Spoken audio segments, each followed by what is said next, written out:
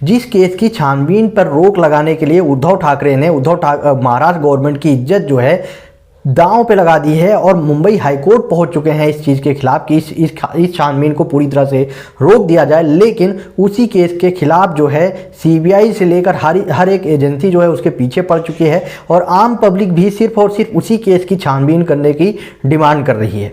आपको बताता हूं कि आखिरकार ऐसा कौन सा केस है और क्यों इतना ज़्यादा इस पर बवाल मचा हुआ है। आपको बता दूं कि कुछ दिन पहले भी मैंने बताया था कि मुंबई हाईकोर्ट जो उद्धव ठाकरे सिर्फ और सिर्फ इसलिए पहुंचे हैं क्योंकि उनके द्वारा सीधा सीधा बोला जा रहा है कि जो सचिन वजह केस है, जो सचिन वजह की दोबारा बहाली हुई है मुंबई क्राइम ब्रांच में, उस केस की छानबीन सीबीआई ना करे। अगर वो करती है तो उनका जो गवर्नमेंट है, गवर्नमेंट के जो एम्प्लॉई हैं वो सारे के सारे डीमोटिवेट होंगे, डीमोरलाइज होंगे इस तरह के कदम उठाए जाने के, सीबीआई के इस तरह की छानबीन करने पर। तो इसीलिए जो है उद्धव ठाकरे जो है मुंबई हाईकोर्ट पहुंचे थे और उनकी वो केस अभी चल रहा है। 9 जून पर उस पर सुनवाई होगी कि उस केस में छानबीन करनी है या नहीं करनी है।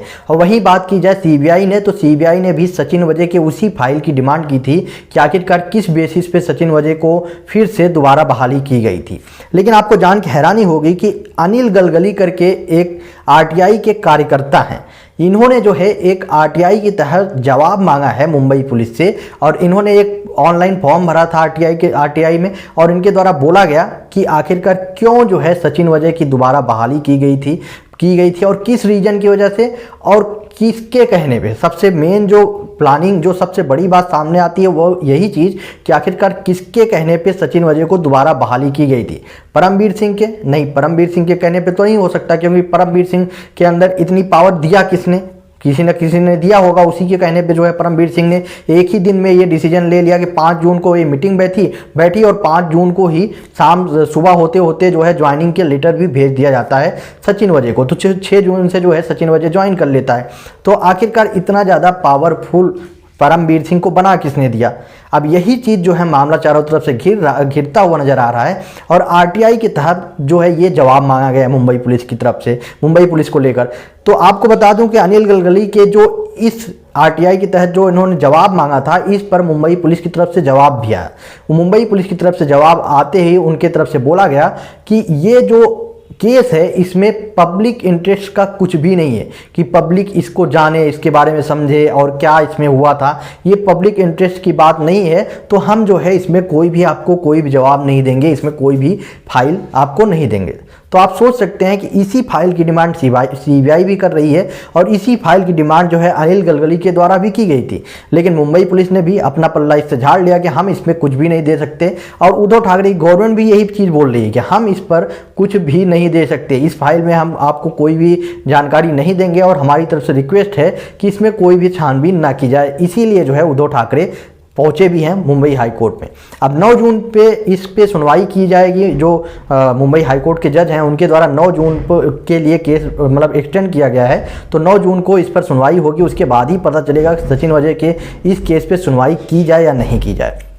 लेकिन सबसे बड़ी बात कि ये सारे के सारे केस में जो फंसते हुए नजर आ रहे हैं वो महाराष्ट्र की गवर्नमेंट है। क्योंकि अगर आपको बता दूं कि कई जगहों से ये भी न्यूज़ सामने आई कि जो परमवीर सिंह है, परमवीर सिंह ने सीबीआई के सामने जाके जब अपना स्टेटमेंट दर्ज कराया है तो सीबीआई के सामने परमवीर सिंह ने अपना मुंह खोल दिया है। मतलब कि परमवीर सिंह ने उस व्यक्ति का नाम ले लिया है जिसके कहने पे परमवीर सिंह ने सचिन वजह की दोबारा बहाली की थी। वो तो जाहिर सी बात है कि सीबीआई ने इस पर क्वेश्चन जरूर पूछा होगा परमवीर सिंह के कि आखिरकार किसके कहने पे आपने सचिन वजह को दोबारा बहाली में लाया। तो साफ सी बात है कि उसमें जो है परमवीर सिंह ने अपना नाम तो लिया नहीं होगा, क्योंकि अगर परमवीर सिंह ने ऐसा कुछ किया होगा तभी अपना नाम लेंगे, नहीं तो अगर वो अपना नाम लेते हैं तब भी खुद ही फंसेंगे। तो उन्होंने किसी न किसी अपने से सीनियर किसी बड़े नेता या जो भी हो जिनके पावर के दम पे उन्होंने ये बड़ा डिसीजन लिया था उसका नाम ले लिया होगा। तो अगर वो चीज़ चाहे वो उद्धव ठाकरे हो, चाहे अनिल देशमुख हो या जिसके भी कहने पे अगर परमवीर सिंह ने ये कदम उठाया है वो सुई उसके ऊपर जाके अटक जाएगी। मतलब कि सीबीआई जब कार्रवाई करेगी तो चाहे वो अनिल देशमुख फंसेंगे, चाहे वो उद्धव ठाकरे फंसेंगे या जो भी इस केस में कल्पित होगा उसको, वो गिल्टी होगा, उसको जो है अपनी तरफ से सीबीआई उस पर कार्रवाई करेगी। यही एक मेन रीज़न है, पब्लिक की तरफ से सीधा सीधा बोला जा रहा है, यही एक मेन रीज़न है जिसकी वजह से उद्धव ठाकरे गवर्नमेंट और साथ में ही जो बहुत सारे और लोग जो हैं इसका अपोज कर रहे हैं कि सीबीआई जो है इस केस की छानबीन ना करे। जब सीबीआई अनिल देशमुख के केस की छानबीन करे उनको कोई भी इशू नहीं है। मतलब सीधे सीधे बोला जा रहा है कि जो मुंबई हाईकोर्ट ने जो अपना डिसीजन सुनाया उसमें अगर उन्होंने अनिल देशमुख केस पे छानबीन करने के लिए बोला तो उसमें कोई भी इशू नहीं है परमवीर सिंह को या उद्धव ठाकरे को। उनको सिर्फ और सिर्फ इशू इसमें है कि वो जो ट्रांसफर रैकेट रश्मि शुक्ला वाला केस था उस पर कोई भी सुनवाई ना, उस पर कोई भी छानबीन ना की जाए। और दूसरा जो केस है सचिन वजय का, उस केस में अगर सचिन वजय केस में जो भी उसका क्यों बहाली किया गया, किसके कहने पे किया गया या कैसे भी किया गया, इस पर कोई भी छानबीन ना की जाए, ऐसा जो है इन लोगों के द्वारा रिक्वेस्ट किया जा रहा है। आरटीआई की तरफ से इनके द्वारा जो है अनिल गलगली जो है इनके द्वारा इन्फॉर्मेशन मांगी गई, मुंबई पुलिस ने उस पर भी अपना पल्ला झाड़ लिया कि नहीं हम इस पर पब्लिक इंटरेस्ट नहीं तो हम कोई भी रिप्लाई नहीं देंगे। तो आप सोच सकते हैं कि जहाँ पे पब्लिक आरटीआई इसीलिए बना है कि पब्लिक को अगर कोई न्यूज़ चाहिए, अगर ऐसा कुछ है तो आरटीआई के जो कार्यकर्ता हैं तो वो तो कम से कम न्यूज़ ले ही सकते हैं, लेकिन वहाँ पर भी रोक लगा दी गई। मुंबई पुलिस की तरफ से अपना पल्ला झाड़ लिया गया कि हम ऐसा कोई भी रिप्लाई आपको नहीं देंगे, ऐसा कोई भी फाइल आपको नहीं देंगे। सेम यही चीज़ मुंबई हाईकोर्ट के सामने भी कई टाइम से कई बार जो है जज के सामने यही रिक्वेस्ट की गई कि हम जो है सचिन वजय केस में कोई भी जांच नहीं चाहते। जो मुंबई हाईकोर्ट ने सिर्फ और सिर्फ अनिल देशमुख केस में छानबीन करने को बोला है तो सिर्फ और सिर्फ अनिल देशमुख केस में छानबीन कीजिए, और किसी भी केस में, चाहे वो रश्मि शुक्ला का केस हो चाहे वो सचिन वजय का केस हो, उन दो के दोनों केस में कोई छानबीन नहीं होगी। तो मेरा एक चीज़ मानना है, अगर ये इतना ज़्यादा प्रॉब्लम चल रहा है तो आखिरकार इन दो केस में कुछ ना कुछ तो कनेक्शन, बड़ा कनेक्शन होगा, क्योंकि गवर्नमेंट को डर तभी लगता है जब कुछ ना कुछ उसमें गलतियां होती हैं। कुछ ना कुछ ऐसा होगा जिसकी वजह से गवर्नमेंट को डर लग रहा होगा कि अगर ये पब्लिक के सामने आया तो वो पूरी तरह से एक्सपोज हो जाएंगे। यही एक मेन रीज़न हो सकता है जिसकी वजह से गवर्नमेंट के द्वारा उस केस पर छानबीन करने से रोका जा रहा है।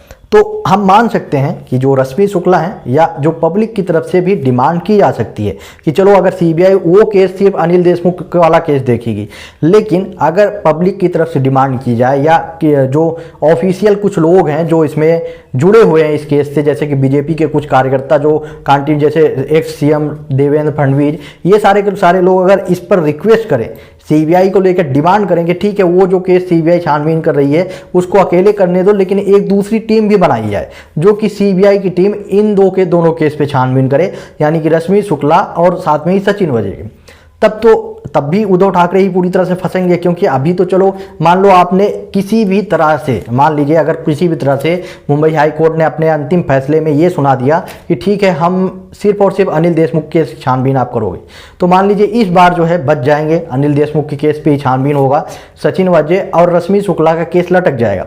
लेकिन अगर ये रिक्वेस्ट की जाएगी कि सचिन वजय और रश्मि शुक्ला केस पर भी सीबीआई जांच करे, चाहे वही टीम उसी में अनिल देशमुख के साथ में ही छानबीन करे, चाहे किसी और टीम को उसमें लगाया जाए, अगर ये रिक्वेस्ट की जाएगी तो आने वाले टाइम पे सीबीआई इसमें भी जांच कर सकती है।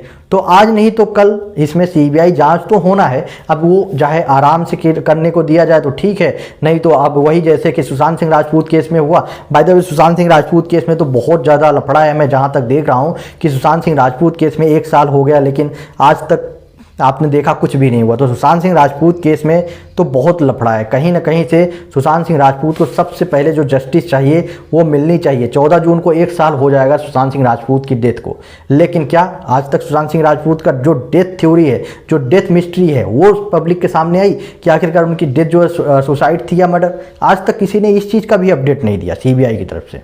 ये बहुत ही ज़्यादा मतलब एक सैड है कि एक तरीके से आप दुख जता सकते हैं इस तरह पे कि सीबीआई आखिरकार इस केस में क्यों नहीं अपनी तरफ से इनोवेटिव ले रही है, इस केस में क्यों छानबीन नहीं कर रही है। देखते हैं आने वाले टाइम पे इसमें क्या होता है। बट अभी जो है उद्धव ठाकरे वो पूरी तरह से घिरते हुए नजर आ रहे हैं। उनके जो आरटीआई के कार्यकर्ता ने एक बड़ी कार्रवाई की थी उस पर भी ये पूरी तरह से इन्होंने सीधा सीधा बोल दिया कि भाई हम इस पर कोई इन्फॉर्मेशन नहीं देंगे, जिसकी वजह से पब्लिक के द्वारा ये फिर से घिरते हुए नजर आ रहे हैं कि आखिरकार आपको किस बात का डर है भाई साहब? अगर आपको कोई प्रॉब्लम नहीं है तो आखिरकार किस बात का डर है? क्यों आप नहीं चाहते कि इस केस में छानबीन हो? तो इन्हीं सब चीज़ों को लेकर अभी जो है पब्लिक की तरफ से आवाज़ उठाई जा रही है। आपका क्या ओपिनियन है इस पर? आप अपना ओपिनियन कमेंट बॉक्स में बताएं और वीडियो को ज़्यादा से ज़्यादा शेयर करें।